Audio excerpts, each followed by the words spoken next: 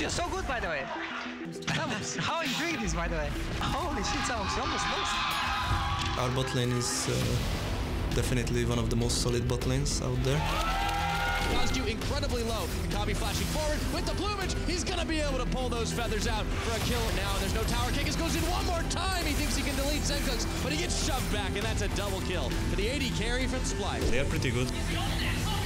Especially in scrims, they are like probably the best ball lane on scrims. But I think in stage they don't play as well as in scrims, and they tend to tilt a bit if the things don't go well, I think. I see them more as individuals than duo, to be honest, because I see Hylisang, who's doing some really weird plays often and kind of ending it sometimes, while we have Kha'zix who usually plays well and is actually a decent player. I'm personally not afraid of Kha'zix. I have more experience than him and I know better what to do in game, so I think I'll have an edge on him. Wunder, maybe the most fearsome out of all the free top laners out there.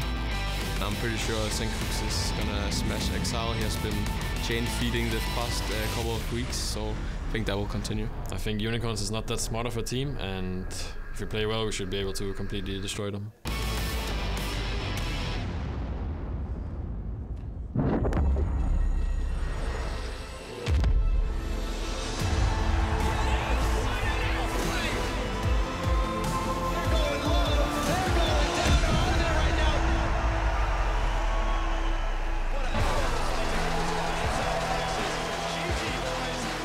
Welcome to Berlin this Saturday for more fights in the summer split. Ninjas and Pyjamas pulled off an upset against Roccat last week, and today they better be ready to crash the party again as they go up against Misfits Gaming, a team still looking to secure Misfits or to secure playoffs. That shuttle! You can see NIP coming in, wonderful graffiti wall, still there after years, still looks lovely as ever. Welcome everyone, I'm Daniel Drakos, joined by Martin Deficio, who's very enthusiastic about buses for some reason today. Just a fan of Ty Pennington, man. It's fair, man, it's fair, aren't we all, aren't we all? Well, yesterday we saw HeaQ dominate against Vitality. They took a big step towards the first place there in Group B, and with that win, it means that all three of the top teams in Group B have now locked their playoff spots, which is a pretty huge change at this point in the season. Yeah, of course. I mean, the teams were kind of sitting there for a long time in the top three, so I don't think they were too worried about it. Now it's more about the seeding coming into playoffs.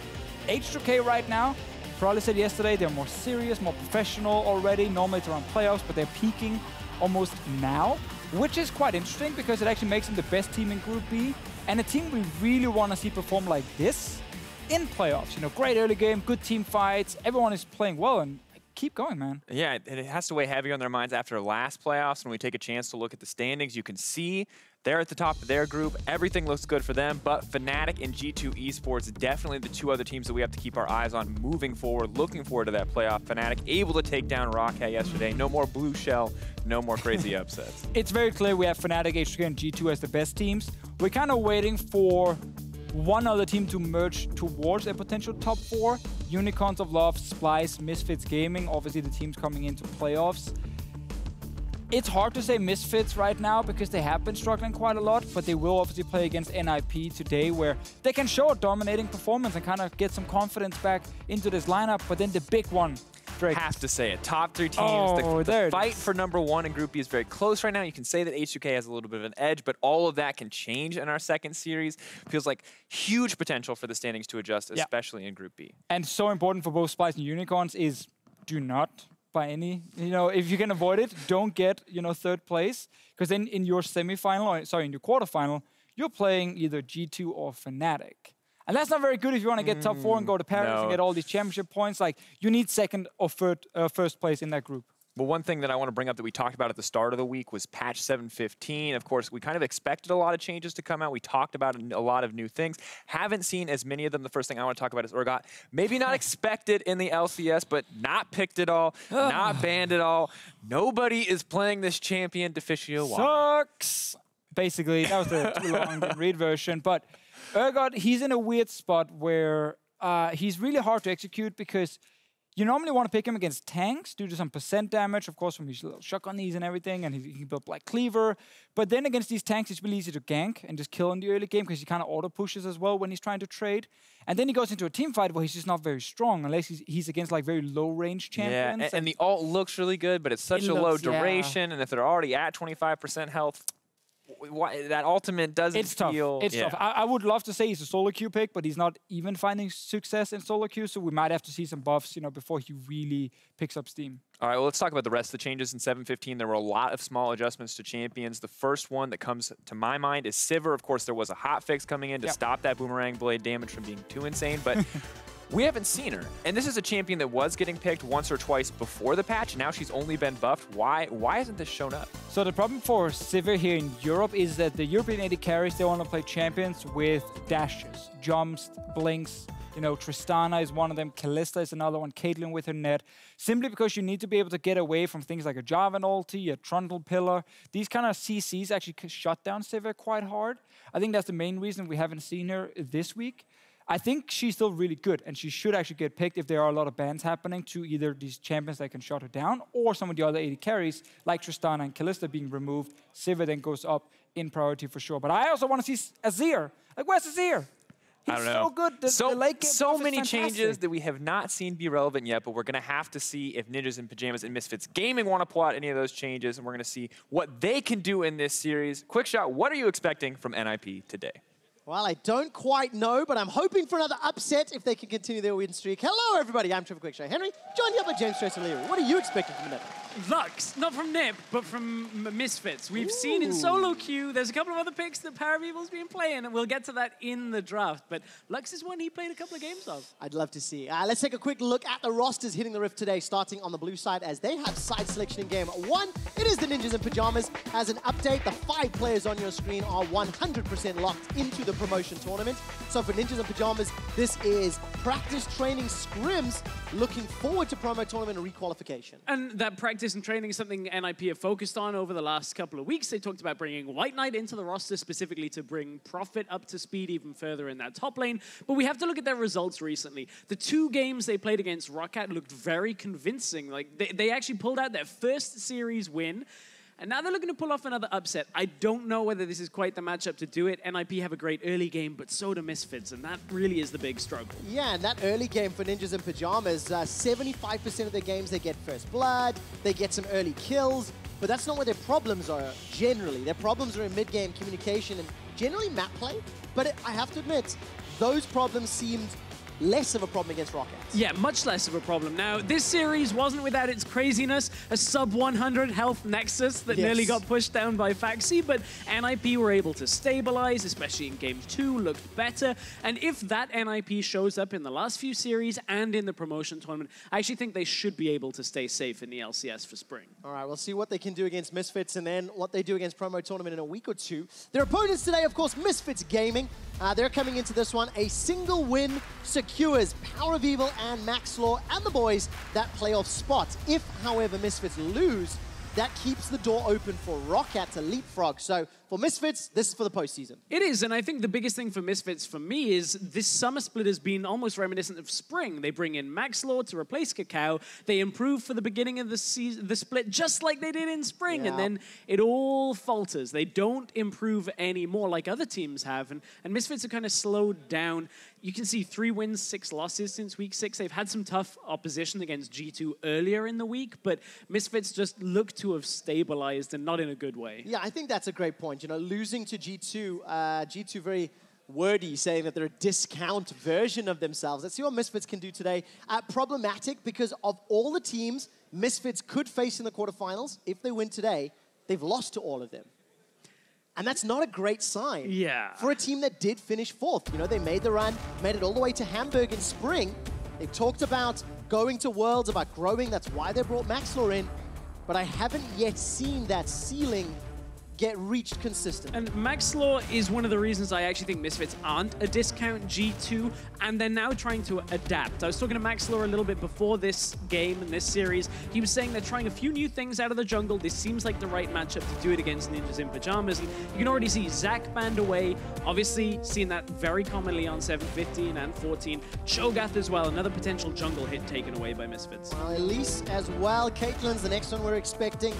And I want to follow up on this Maxlore talking about a different style. But maybe we need to see the champions that are locked in first and discover what happens next. Again, no surprises on the blue side. That Ignar is the recipient of target bans Thresh and Rakan, his two most played champions, his two most successful champions, and with Caitlyn left up and available, insta-lock here for HeaQ. Yeah, very rare Caitlyn being left up now. We could see the likes of the Varus picked into this. We obviously see high priority on a lot of AD carries that can at least contend with Caitlyn in the laning phase, but Caitlyn will obviously have that dominant lane and then scale well later on into the game. Quite rare we actually see this, but this leaves now jungle available for Misfits. We've got to look at what other S tiers are available. Maokai is the only one that's screaming to me. Some flexibility in there. Jarvan up as well for Alphari. He's been definitely a Jarvan one-trick for the last couple of weeks. And that would be more of the same out of Misfits. That is what Misfits have been playing a lot. The Maokai, the Jarvan. Now, with Tristana locked in, Braum, I feel like goes up in priority as well with the Thresh gone, with the Rakan gone. These big supports that can at least peel for that Tristana. Are you surprised by this Orianna? I mean, AD carry in mid already? It's a big pocket pick for, not even a pocket pick, it's just a staple pick for PowerOfEvil. A very good defensive, team fighting mid laner, very easily blind pickable, and you can see Ninjas in Pyjamas now trying to bring some team fight of their own. This Maokai can have that massive impact with the Nature's Grasp. I actually like this as a matchup, locking in that early blind pick Orianna, very good. All right, let's see if PowerOfEvil can keep up his undefeated streak. 6-0 in the summer split. His KDA, by the way, 44 kills, 6 deaths, 46 assists. A 15 KDA on that champion. It is staggering. But that's now coming up into a Maokai, Caitlyn, Taliyah. This is a very scary combination already. It is very scary if they can actually get there. Misfits on this side of things actually now locking in both of their solo laners. With this Gnar now planning to ban away some of the trickier matchups. We've seen the Kled come out. Haven't necessarily seen it from Prophet. He hasn't got any games played on the Kled, but you have to imagine that's one pick that people have been practicing when there's not too many other matchups into the Gnar that are available. Let's see what Prophet decides to run. I mean, technically that Maokai could flex as well. Has been played by Prophet twice. And isn't too bad. Like, Gnar does bully the Maokai around, but the sustain you get in the lane, you can build towards armor early on, towards the Righteous Glory it builds out now. So you can kind of deal with the Gnar in the lane. And you can see, talking about that lane matchup, Misfits with the Jace ban, kind of signaling they're not expecting that Maokai to go top. Prophet has played Jace twice this split many weeks ago, actually.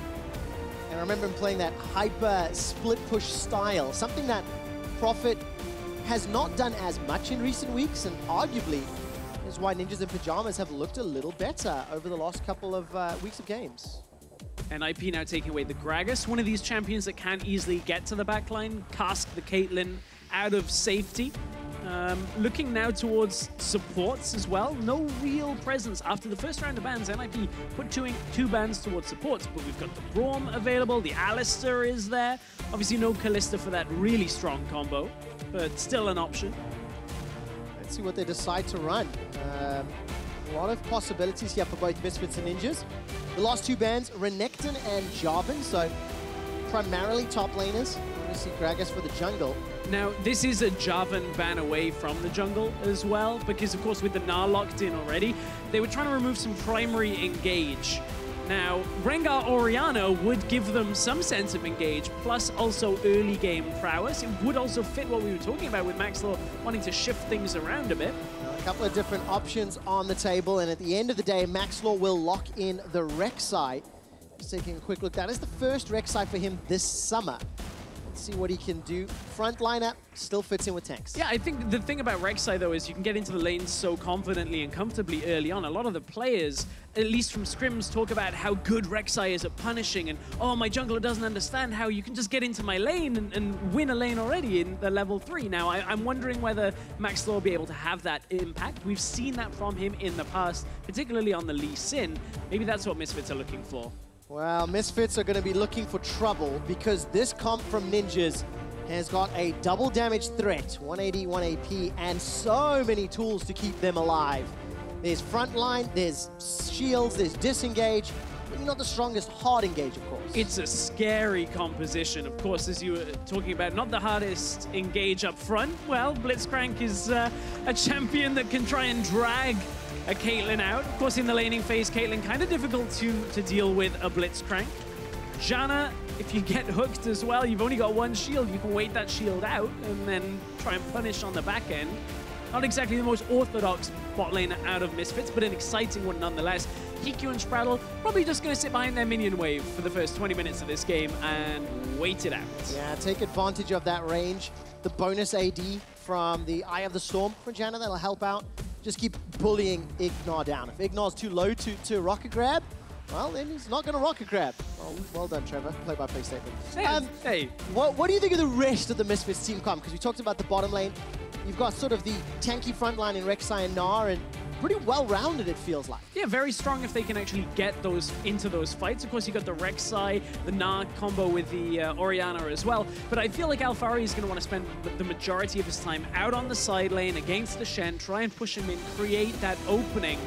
And then you can try and pick and choose your fights with this Blitzcrank. Maybe not the 5v5s that you're looking for. You're looking for more 3v3s earlier on in the game, try and catch one of the ninjas in pajamas before they're grouped together, before they can pull off that big Protect the Caitlyn composition. Now, Protect the Caitlyn composition enabled Lord of the Pit Nagne on his Taliyah, which looked fantastic last week. Ninjas in Pajamas taking on Misfits Gaming, as we're on Saturday here in Week 9. For Misfits Gaming, a spot in the playoffs, a quarterfinal shot is at stake. Ninjas in Pajamas can play spoiler. Because of course, NIP, if they beat Misfits, it keeps Rockat's chances alive, but it will be a difficult task, as Misfits have got some tools to deal with this, right? Because you kind of want all of NIP to remain grouped, and Blitzcrank's going to say nope, and you can see, well, they're going for some early shenanigans. Yeah, what this aims to do is by at least having Maxlore on the top side, if somebody spots him, they'll think, okay, he's starting top side, maybe we've got a little bit of emphasis now on bottom side. If the bottom lane runs through, Misfits will look to try and get a hook. Problem is, there's no vision on this for Misfits. They could be waiting around forever here. That's why Alphari and PowerOfEvil back away. This isn't an all-in strategy. It's just at the beginning of the game, they know they can get Alphari topside to help Maxlore after the recall. This is just trying to punish any kind of lane start out of HeaQ and sprattel. Unfortunately, no one there, so the Gouda play, as it were, does not come to pass. I'm looking at the rest of the minimap, and fairly defensive starts here across the board.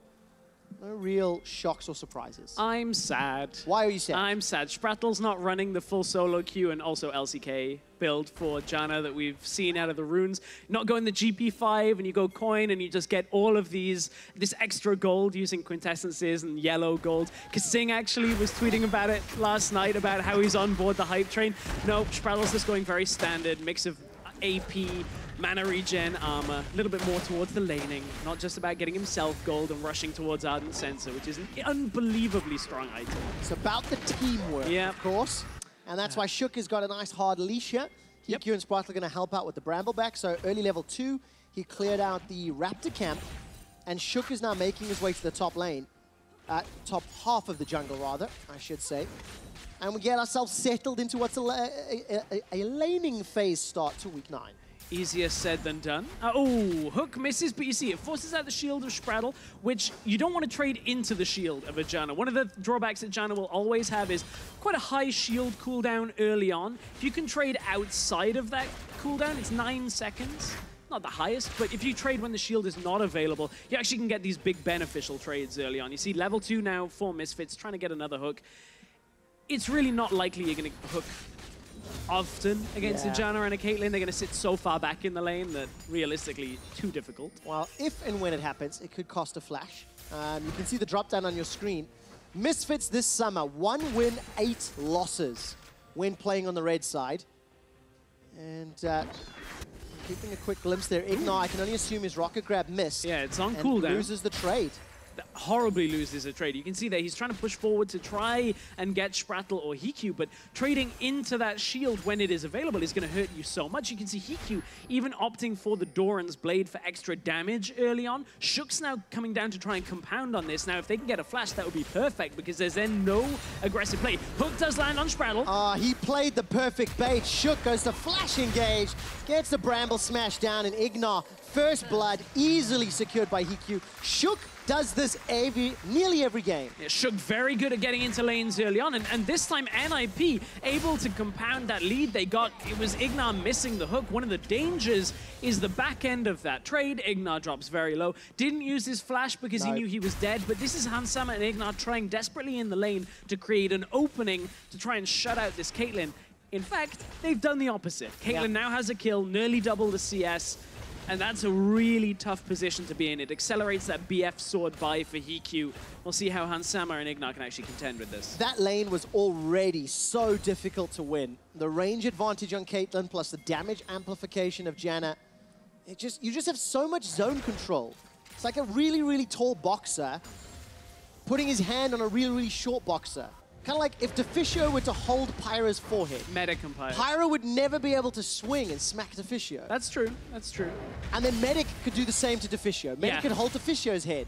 And then you don't have the reach. I don't want to be in this boxing thing. It'll probably go as well for me as the Conor McGregor-Mayweather fight will go for McGregor, but that's my personal sense on that. But on this a lot of people feel that way. I know, right? Yeah. It's like almost like watching NIP and Misfits. When a lot of people feel like Misfits will be the ones coming out on top. But you look at the early game. All right, good. Ignar finds sprattel. Was that blind? I think that was indeed blind. I'm going to check on mine. We were way too busy about a boxing reference. And sprattel's in trouble still. Power fist to the face for sprattel. He decided not to flash over the first wall. Whoa! Mountain Dragon helping out.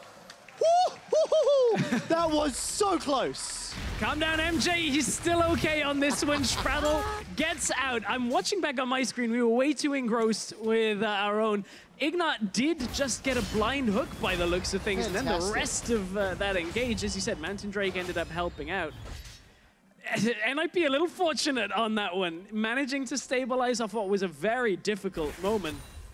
And of course, no flash on that Janna means the laning phase gets a little easier for HeaQ and Ignar. They can play more aggressive. Nagne got the seismic shove into PoE, but they're trading evenly. They're even on CS as the mid lane is a little bit of a farm, but I want to see Nagne impact those side lanes. Me too, and that's where this matchup can really be won by Nagne. It's difficult to beat the Orianna so hard that she's out of the game, but look, Nagne will push early on.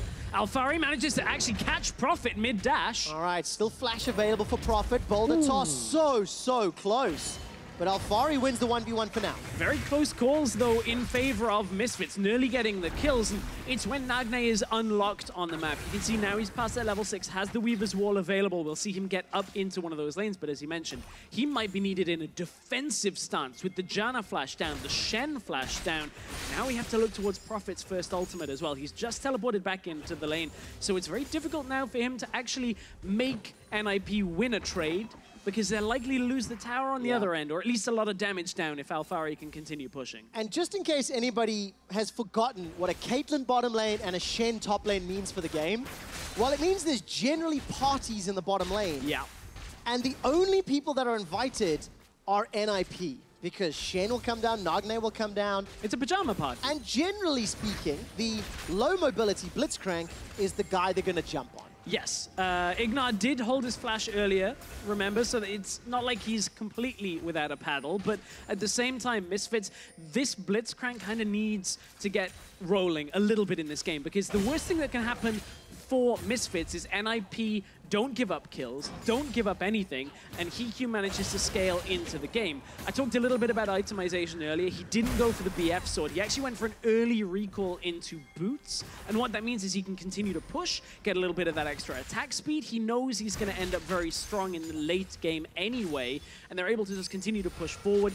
Also gives him a little bit of survivability against that Blitzcrank, but at the same time, look how he's always behind the minion wave. Almost impossible to hit a rocket grab on a Caitlyn that's behind the minion wave. Yeah, definitely the case. I think this may be one of those kind of few games where you think, I'll expand that thought in a moment. Nagne has the potential to cut off Alphari, but with Gnar's ability to jump over the wall and flash, you're going to need a little bit more CC than just that shadow dash from Shen.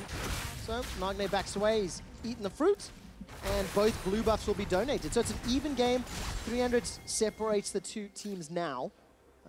Literally just that first blood gold sitting in HeaQ's back pocket. Now, there was the opportunity for Nagne to look towards the top side. He didn't, because there's a pink ward in top river for Alphari. Now, they didn't know whether Maxlore was certainly on his blue. NIP pinged it to say this is likely where Misfits are playing around.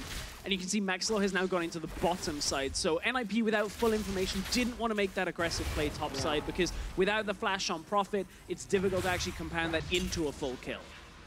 That means Misfits playing this game fairly safe. I'm looking at the rest of their vision stress. You can see a couple of wards in that bottom quadrant of the map. The pink ward you've mentioned in the top as well. So Misfits working with a fair amount of information here. Playing this one nice and safe. And I want to see what impact, first of all, Nagne can have when he decides to go. And also if or when Ignar decides to start roaming. He's just picked up those boots of mobility. Obviously, the impact that he could have catching some of these other laners. Yeah, he's likely to look towards that mid lane. That's normally where we see Blitzcranks roam towards. You pair it with the shockwave from Orianna and the... speaking of shockwave. All right, Prey Seeker comes out. Nagne takes a lot of damage. Shook has jumped in for the fight. Ends up getting the summer heal from Nagne. Nothing more than that. And just some lane presence, something we see fairly often from Orianna players. Yep, just making sure Nagne burns one of his summoners for that. He's able now to maybe catch Nagne without a heal. One interesting thing as well for the later this game goes is we talk about how Misfits will be looking for the Rek'Sai combination with the Orianna and the Gnar. Well, Janna does a pretty good job of denying that, because if you've only got one ability to close that gap like the burrow from Maxlore and the tunnel, then Janna ult away, Q denies a lot of that engage. You've got the Maokai ultimate to deny the engage as well. Nagne can even wall people off if it starts getting too treacherous. Let's take a look what Ignar's up to. Not looking for any sorts of grabs, pinging out Shook's position. And you know, you talked about this, the potential of Janna resetting those fights. There's going to need to be a level of communication and coordination from the Ninjas and Pyjamas squad to really take advantage of this team comp. Make sure that when Shen decides to go for that shadow dash or Shook decides to engage, it's not the cleanest of initiations. They tend to be, like secondary engage. Right. Yeah. And that's why I want to see how well NIP can play that out. The thing is, NIP, I think, for the majority, don't need to be the ones being active on the engage, and I think that actually will benefit them the later this game goes, is NIP don't have to make those difficult decisions, because naturally their composition can defer the Misfits engage. I want to take a moment while we were looking at bottom lane to talk about something that Janna's probably shouldn't do as much in solo queue that we're seeing sprattel and HeaQ do. Sprattel is very commonly shielding HeaQ to give him the extra, currently 28 AD. And then they pilt over Peacemaker the wave with the Q from HeaQ. Now, that is great to do in competitive play because you push the wave a lot faster. Not recommended in solo queue if you're not on communications with your AD carry, because you need to be able to read the trades from the enemy. And that's what NIP are doing well. They know Ignar can't land a hook, so the shield is fine to be used on pushing the wave. In solo queue, you can't always guarantee that, so maybe don't go that route. Don't follow Sprattel's lead. And of course, pushing your lane without communications always going to be risky. Cool. All right, sidestep on the rocket grab. Sprattel and HeaQ tend to go aggressive afterwards. Ulti comes down from Ignar and they trade. This time round, pretty well. Monsoon's still available to Sprattel, so if the fight drags out and there's more damage than they can deal with, well, that'll reset it. Here comes Shook. All right, bait last time was rocket grab and Sprattel ate it in the face. Ooh. This time it will be HeaQ. He's caught out and Ignar's backing away. Gets a lot of damage down from the Piltover. We quickly jump to middle, and Nagne's the target. Oh, manages to miss the Void Rush. Gonna get flashed forward to the Furious Bite. And Maxlore gets the first for Misfits. Maxlore with the long range on the ultimate, leaps in, gets the kill, and all of that is a product of the fact that heal is not available from Nagne. Remember, the shockwave used in the lane by PowerOfEvil pulled back Nagne earlier on, about 2 minutes ago. Now Nagne without a heal, can't quite escape out, barely enough damage from Maxlore to kill with the flash into the E, and suddenly you finally compound the lead on those summoners. Nagne now struggling in that middle lane. Oh, difficult situation. Misfits seem to be winning, doing well in the mid and the top lane. We saw PowerOfEvil 6-0 on this champion, plus 17% damage rating. So on average, he's dealing 20% more damage than every other Orianna player in the league. Looked like PowerOfEvil managed to catch Nagne inside an animation there as he was casting his abilities to try and go a little bit aggressive there, at least defend against the push. So PowerOfEvil, you mentioned how strong his Orianna is. We've seen this split after split. Favors the Orianna, the Syndra. Always looks very strong on this. Even though we always talk about PowerOfEvil as one of the guys that brings out these weird and wacky picks, he always goes back to the standards and always looks very good on them as well. He does. I just want to see him pull out the, what was it, Wit's End again? No, Nash's too. All right, Rocket Grab onto HeaQ. Still got Flash and Heal. Eye of the Storm comes down, but Hansam and Ignar, they're starting to take over this lane. Pickaxe, BF Sword, and that Zeal. So it's a pickaxe of additional damage over HeaQ. And Ignar's finding the targets over and over, but he's not getting the summoner's stress. NIP are respecting the bottom lane. No, they haven't got the summoners yet, but NIP still backing out. They have the flashes, they have everything, and this is because they know Misfits are about to push the tower down. Orianna had roamed out of the lane, and that's what caused NIP to back away. So good communication between them. Well, it's 14 minutes in. We've not seen the successful Stand United aggressively, because of course Prophet started channeling onto Nagne just before Nagne was killed. Nagne as well been unable to roam every time we look middle. PowerOfEvil's got him under pressure every time we look top. Prophet is under pressure from Alphari. So Misfits have got a small gold lead, and it is primarily from the CS advantages in both top, jungle, and mid. I'm glad we're looking at gold leads, Trevor, because you know what is a beneficial thing for NIP? They are the best team when it comes to gold leads of 15 minutes in their wins in the entirety of the EU LCS. Okay, well, I will expand on that in a second. Nature's Grass comes down. Hansama is dropped by a headshot of HeaQ. And just to reiterate that again, Ninjas in Pyjamas have the highest goal difference in wins at 15. They do. Because they only have 2 wins. It's a small sample size. They have 4 game wins. They have 1 series win. Oh, hook lands. It does indeed. The silence comes out from the static field. And Ninjas in Pyjamas, they're not relenting. Tower first blood is what they're looking for because they conceded the dragon. And there's no one here to defend it. So this will get picked up by the Ninjas in Pyjamas. Yeah, NIP are going to crack this tower. It's a little bit after that 15-minute mark, which means this is a game where they were behind. But, you know, we joke a lot about in their wins. But look, on average, NIP do have a pretty good early game. Very active in their first bloods. We've already seen that from Shook. And minus 168 for a team that only have 4 game wins isn't that bad for a 15-minute difference. Yes, it's still negative, but remember how much flack NIP have got for being what people assumed is the origin of this split. Yep. They actually have held their own against the majority of their opponents. Their early game has been pretty good. And, you know, you mentioned that number, minus 168 gold. All right, good flash from Prophet. Managed to get that speed boost towards Janna as well. For reference, at 15 minutes, Misfits are at negative 154 gold. So both of these teams, albeit one's in 3rd, one's in 5th in their group, go even to just behind even on average on aggregates. But that actually is a bit more of a damning stat for Misfits because NIP are a team that people know already locked in the promotion tournament. Misfits, people were talking about perhaps beating G2. Like, that's the different end of that spectrum. So Misfits' early game maybe isn't as solid as we normally expect it to be when you look statistically at it. Now, I'm interested to see how that goes with Maxlore. He is farming up a storm right now in this early game, has not been pushed away from his camps, but it still feels like Shook has had a greater impact on the game up until this point. Yeah, definitely punishing Hansam and Ignar with multiple ganks.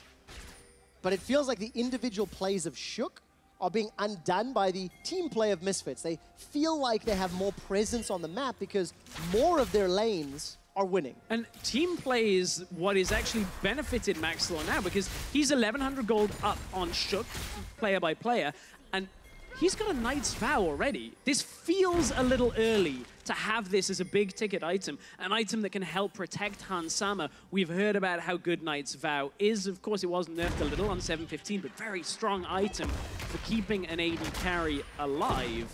I want to see what impact that can have. Hans Sama doesn't have any completed items himself.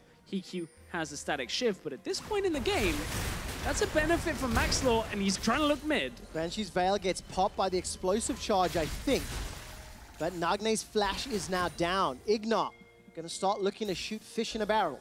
He needs to find the flashless targets. As Misfits extend that lead. We talked a lot about the gold and the CS difference in the jungle. It's a plus 40 CS lead for Alphari on that Gnar. With the Black Cleaver completed and now moving towards some tankiness, it's just gonna get harder for Profits. And as it stands, Ninjas in Pyjamas is going to take an advantageous Rift Herald. And this is one of the reasons why NIP swapped top, looked for the Rift Herald. Yes, they were doing well in the bottom lane, but they cracked the tower. Now they want to get another one. NIP, at all points in this game, no Prophet is going to get pushed in by Alphari. And that is something they're playing with and accepting. Alphari will get this tower, they trade it for the Rift Herald, it'll be traded on the towers on the top side in exchange for NIP. And that's how this matchup goes. This is NIP accepting that they're putting Prophet in a bad situation that the team play can actually make up for NIP. Well, I want to see those team plays actually happen. Shockwave catches onto Nagne, there's not a lot of support here for PowerOfEvil. As I see Maxlore making his way down, just took a quick look at his skill order, and Maxlore's actually maxing Q, the Prey Seeker, as opposed to the tunnels, which we've been seeing as it was standard from a couple weeks back. Yeah, one of the things about the tunnels obviously gave you the ability to get into lanes a little bit more frequently, the lower cooldown, gave you more damage as well. you're giggling, and oh, he's going it. Okay, I see why you're giggling and clapping. It's happening again. What is happening again, Stress? There is a stinger in PowerOfEvil's inventory. So what does that mean, Stress? Well, that means he's going for a Nash's Tooth again, Trevor. Now the question, do you think it's good? Okay, one guy. The audience think it's good. One guy in a Misfit shirt. Is it a PowerOfEvil shirt? That's the next question. Does it have your name? He's turning around. Alphari. It's Alphari. Okay. Wow, okay. So Alphari fan in the audience believes that Nash's Tooth, Orianna, is good. Let's see how it handles. I think it certainly has its place. PowerOfEvil, watch his just number of auto attacks in fights will actually be a massive amount of damage that comes out. We kind of joke about it, but there is an item that tilts PowerOfEvil that has been completed. Ardent Sensor. He hates the item. He was tweeting vehemently about solo queue yesterday, about just how much it turns games around. Like, I cannot quantify enough how good this item is on Janna. It gives the Caitlyn extra on hit. It gives the Caitlyn a heal steal away from the targets. It gives extra shielding. Janna gives extra AD, extra shield on top of that. This item synergizes so incredibly well and means HeaQ is going to be stronger than you would perceive a Caitlyn to be right now. Especially as HeaQ's only got that static shift completed, making his way towards the Infinity Edge. By the way, PowerOfEvil's Shockwave is on cooldown, so I think he used that just off screen. But I don't see any summoner spells, so swing and a miss on that one. Although it will be available very soon. Stress at about 21 minutes into the game. Misfits will take their second dragon. This one's another uncontested one. Double Mountain. That is a great way to knock over objectives as we now move into the mid-game phase. Especially when you have a Tristana as well. You can step up that tower, push it down very quickly. Nash's Tooth Orianna will push down the tower as well. That's what it is, Trevor. They're going for that siege potential. You ask me, do I like it? Yeah, I like it. I like watching Misfits when they're doing these funky builds. You're a believer, as it were. Well, let's see whether or not it works. I mean, look, it worked last time. PowerOfEvil's almost got max stacks on that Rod of Ages. He's got a plus 30 CS. And now PowerOfEvil needs to wave clear against this Rift Herald. He's got the attack speed, look. All right, Ignar's coming in. The Rift Herald should be able to get that boop onto the tower before it goes down. Small chunk, not the greatest of damage, and NIP didn't commit further. And a lot of that is because of the Rift Herald timing. Of course, it only lasts 4 minutes. You have to get it out, otherwise you lose it. So NIP couldn't use it to its fullest there. The difficulty of that Orianna, of course, is if you try and engage towards it, that shockwave is available. You just shockwave them down.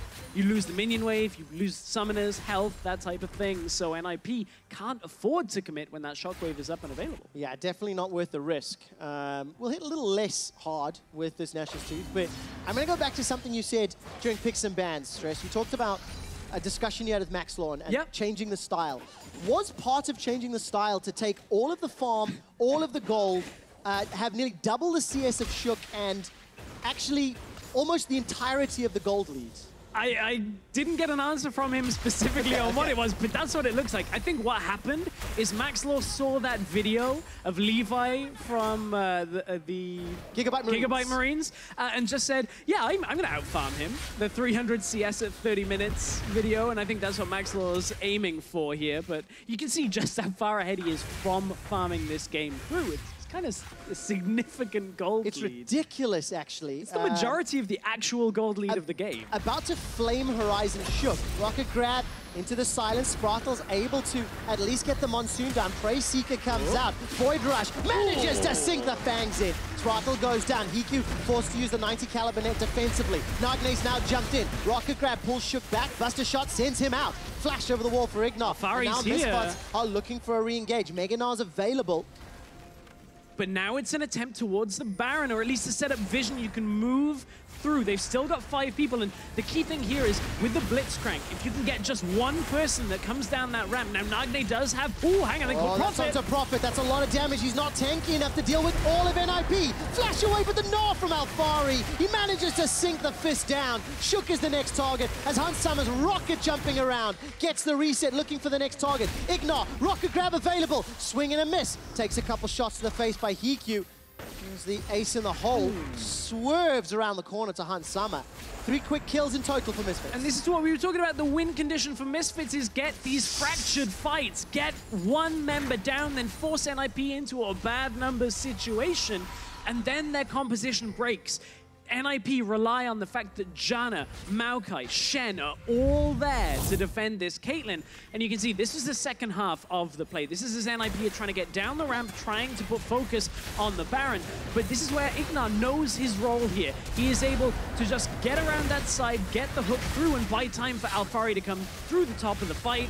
Get in, get shook, and now they try and continue even further on. And Misfits, this is what they needed. They were starting to slow down a bit. They finally got another one of these exchanges that puts them back further into the lead. Well, you come out of that replay, you saw the chunk damage that Profit took.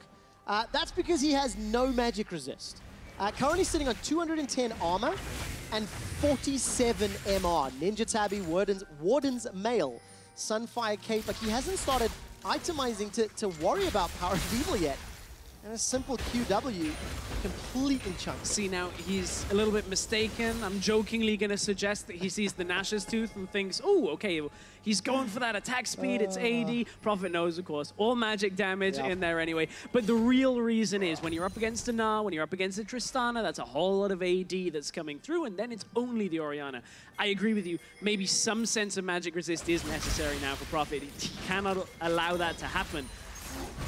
I want to check back in on Maxlore's items again. That's a completed Gargoyle Stone Plate in the jungle at 25 minutes in. This guy is like power farming his way to 4 items. I actually don't know the rules on calling something a Flame Horizon. Can a jungler Flame Horizon somebody else? Pretty sure. It's just 100 CS. Is it just 100 CS? There's a few people nodding in the audience, a few people shaking their heads. So you see, there's some confusion here. I need to learn the definition. I think it applies. But it works. For now, you could call it a Maxlore Horizon, but I think Flame would probably get a little annoyed at that. Yeah, we don't need Maxlore to have something else on his ego. He's already winning worlds in like 2 years, so... Well, that is the expectation. 100% kill participation, 304. Medjai's Soul Stealer picked up for PowerOfEvil, by the way. Got himself a couple of standard build. You know, I'm at a loss for words, you know? The Nash's, Roa, Medjai's. But when you talk to PowerOfEvil, he always has reasons for these builds. He says, it's really good. Look, I get a lot of auto attacks naturally in team fights. If I position right, I can get damage down. Stress, Don Quixote had reasons for fighting a windmill. They weren't good reasons, but he had them. But that's a different story. Man La Mancha has been a long time. I cannot keep up with that reference. I'm sorry, Trevor. But PowerOfEvil has his reasons, okay? He does. Misfits have 8 seconds to go before their third Mountain Drake. Evidently, Donkey not a hit in Berlin. As Misfits it's quite niche. It's really for the yep, that's very true. Intended audience. It definitely shows my age more than anything else. But another uncontested dragon. Hello, this wasn't quite this wasn't quite the bloodbath that I was hoping for. However, it is a very clean, very controlled game from Misfits. Even though they gave up the first few kills, they're actually in a great position. 5k up, they've got a kill advantage, tower advantage. Like there's an Infernal Drake next.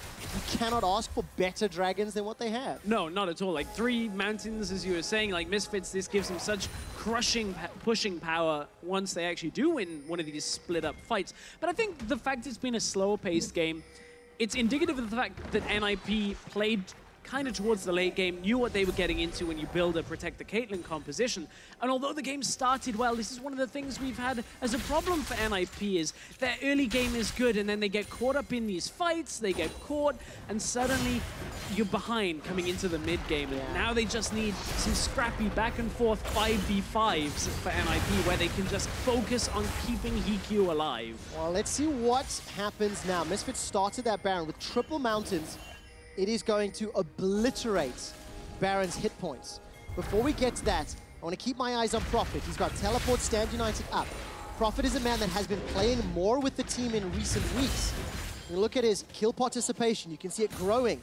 Pre-Rift Rivals, post-Rift Rivals. His CS per minute declining is an indication that he's not only playing the side lane.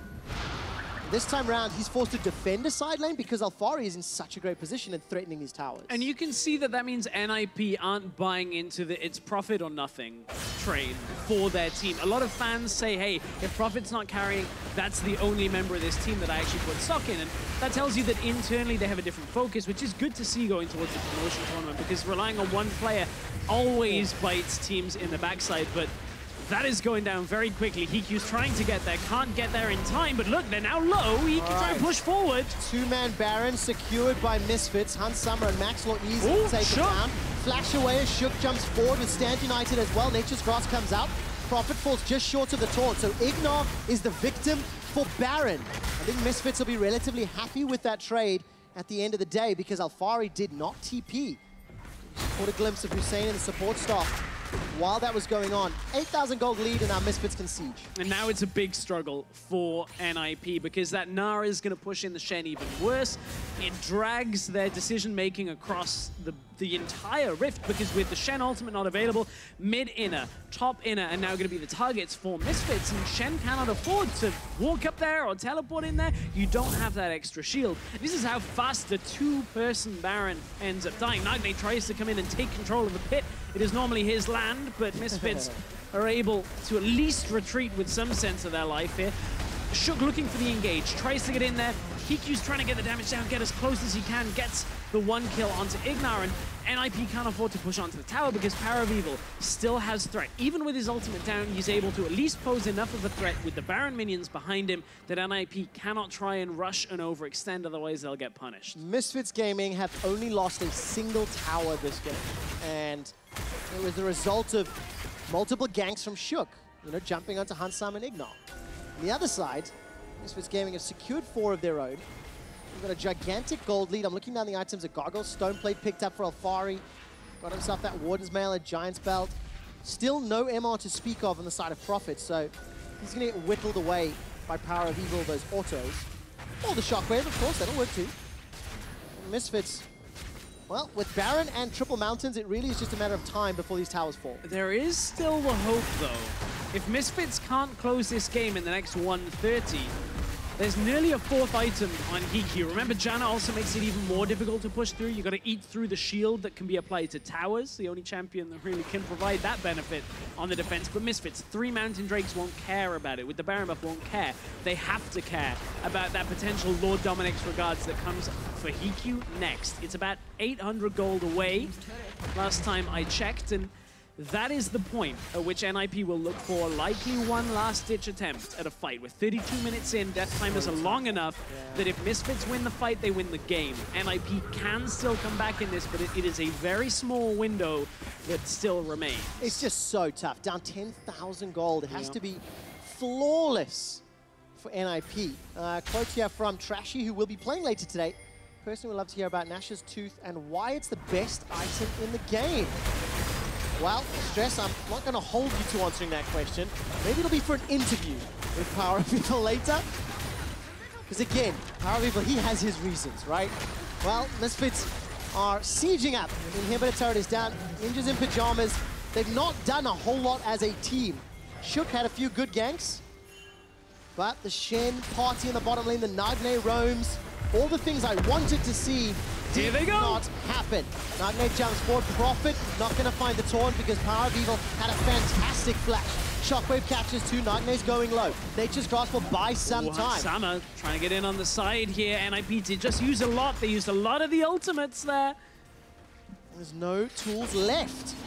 Inhibitor turrets are falling. All three of them are now down. Misfits so clearly playing the objective game, not the kill game. They're not getting sucked into the Thunderdome, as it were.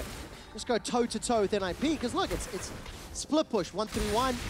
Get the inhibitors and the objectives. And this is what we were talking about earlier on in the game. NIP can't handle it with their composition. They need to be grouped together. They need to be one unit to really push back Misfits and actually threaten a fight. Now, Misfits, of course, their Baron has expired, which means they will take a moment to recall out. It's not quite as easy now for them. They can't risk that engage coming. And Lord Dominic's has been completed that we were talking about as well. But there's the Infernal start out of Misfits. And that only makes things worse here because the amount of damage they have is already so significant, so far ahead in this matchup. And you know what? Infernal with Nash's Tooth, Triple Mountain, PowerOfEvil, Orianna. Why not? The combination is just exquisite. It's the best item in the game. Trashy was right. Yeah, Trashy was right. One of the reasons that we kind of mentioned is the fact that he likes to get a lot of those autos in the fight. He kind of curves his damage throughout. It's not just one big shockwave. He's like, I can be useful outside of this. Using the Orianna passive, of course, to his advantage. Just by the way, there was an element of doubt on PowerOfEvil. He bought a Loon Zeko, then he sold it, then he rebought it, and he's kept it. But he wasn't sure what the best complement was. Doesn't give him attack speed. With the Nash's Tooth. All right, Sprattel, Rocket Grab is going to connect. He's got Flash and Monsoon available.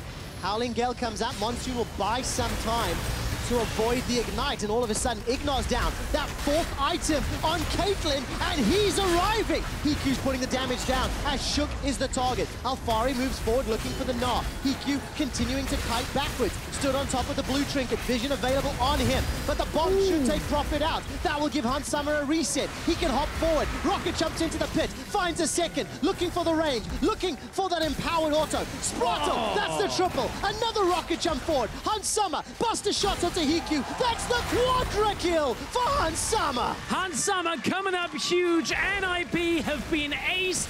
They threw it all on one last-ditch attempt to keep the game alive, but Misfits too far ahead, crush through and take game one of this series. It was too little, it was too late, and the Ninjas in Pyjamas fell short. A controlled, convincing win from Misfits Gaming to start the season. Series. Misfits go 1-0 up. HeaQ did 9.6k damage in that last fight. Ridiculous. On Tristana. The resets came through. Misfits after a shaky start to the game. A couple of bot lane issues where Ignar and HeaQ tried to play forward in the lane, tried to play aggressive. Caught out, but it didn't matter in the end of all things. The game turned back around. Maxlore power farms his way into the game. And Misfits come out the victors with a very solid lead. I just feel disappointed in NIP. Yes, their comp is reactionary. Yes, their comp is a little bit more kite, fall back. You see Nagne, Prophet just chatting on stage. But we didn't see those parties in the bottom lane. We didn't see Stand United's used aggressively really at all throughout the course of the game. And I felt like that's what NIP needed to do in the early to mid game. Part of the reason on that is the Shen getting pushed in quite so heavily makes it difficult for Shen to actually use that ultimate. Then NIP swap around to the top side. I think it's a difficult style to play against, at least when there's a difference in skill of teams or perceived. I think maybe against challenger teams, this is the kind of playstyle you can go for. Wait till late then win the game. But remember, Prophet opted into this matchup. Yes, Nico the Pico and Prophet, they picked Shen into the Gnar. So there has to be some level of like expectation of, hey, this is going to suck for a bit, but we've got a plan, guys. Right. I didn't see that plan. Without wanting to make excuses, I wonder how much of that is, can we get away with playing this composition against a better team? Now, of course, we don't know the NIP decision-making coming into this, but considering they are locked in the promotion tournament, one of the things we do see teams in NIP's position do is try out things, try out different comps that have been working in scrims or not working, see how it works on stage. So that could be one reason for why NIP didn't quite come to fruition with the plan they put in place. Yeah, definitely seems to be the case. Misfits Gaming got the first win in the series, but it was the Ninjas of Pyjamas that made plays in the early game. So Drakos, break it down for us. I always feel like he expects me to say something really insightful there, but luckily I have you here to say insightful things. That was an insightful thing you just said right there. That I have you. You are here. All right, so the first thing I want to talk about and bring up is the draft phase. I feel like NIP had some very clear goals from the start. I think it's safe to say there's a Janna and a Shen and a scaling hyper carry. Yeah, I mean, I like the draft a lot. I think it's actually what G2 went with as well Thursday. You know, where you have the double front line, the Maokai, the Shen. You have two carries that can actually kill tanks, and Caitlyn and, of course, the Taliyah. And then you have the Janna to protect that back line. So I'm like, you know, this makes a lot of sense. It's actually going to do well in team fights if you ever get to the proper 5-on-5 team fights. Sadly for NIP, they never really got to these 5-on-5 team fights before it was too late. And credit to Misfits for never giving them those opportunities, but at the same time, felt like some execution errors. But the other thing I want to talk about is the early game. I feel like HeaQ had a large impact around the map, was able to make some plays early game to set the bot lane up for success. What was your impression of his performance this game? I mean, this was kind of the story of this self-sacrificing jungler in HeaQ, who is fighting against the evil and selfish Maxlore on the other side of Misfits, because HeaQ was sacrificing farm and experience to help his bottom lane. Sadly, they never really invested into like deep vision or anything, so he had to keep playing around the bottom lane for HeaQ and sprattel to play aggressive. We just saw 2 kills though for HeaQ. They're gonna get bot lane tower. This will also transition into a Rift Herald, so a lot of things actually went in favor of NIP here early on. The problem is, already at this point, you can see Maxlore is a level above HeaQ. That became another level above HeaQ. And then another 100 CS. And then another 100 CS, and then he got a kill in the mid lane. And this is all great from NIP's side, that they're doing all these things together. HeaQ, sprattel, HeaQ, happy little family. But the moral of this story is you need to be evil and selfish and just think about yourself only, because that's what Maxlore did.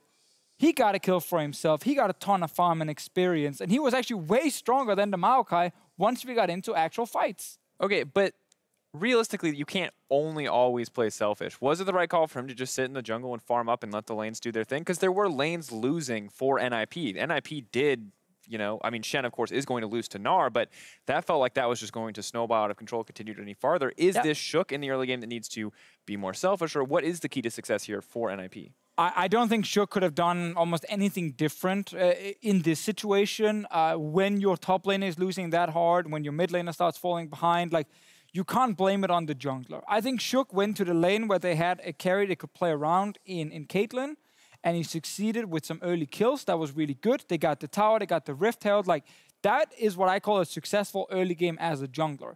Problem for him is just the Gnar is just permanently pushing the Shen in, and Shen never got to do anything in this game. And then Taliyah also ends up getting pressured in the mid lane by PowerOfEvil, and suddenly you feel like you can't do anything else. And we showed the clip. There's all these nice things happening for NIP. Unfortunately, the nice things kind of stopped there. We took all the highlights we could. Now, when we look at our next replay, this is when things start to go south, when NIP start to fall apart. Yeah, this is the point of the game where NIP are they're kind of looking for 5-on-5 team fights where they're grouped, you know, where sprattel is protecting the backline, but this is sprattel getting jumped on by Misfits with a really good invade into the jungle. And then suddenly Shen ulti comes in after sprattel already died. And it's actually now a 4v5 that NIP obviously can't win, and this is not where they're ever going to get the team fight. And follow-up, I like the bait here from Misfits. They know they're going to have to check. We have a Blitzcrank, you know, just hook over the wall. They find another guy, and it turns into a big team fight where Alphari becomes a big playmaker with the Mega The Gnar. saddest flash of all time from Prophet. He flashes his shockwave. He's like, oh yeah, get outplayed. Oh wait.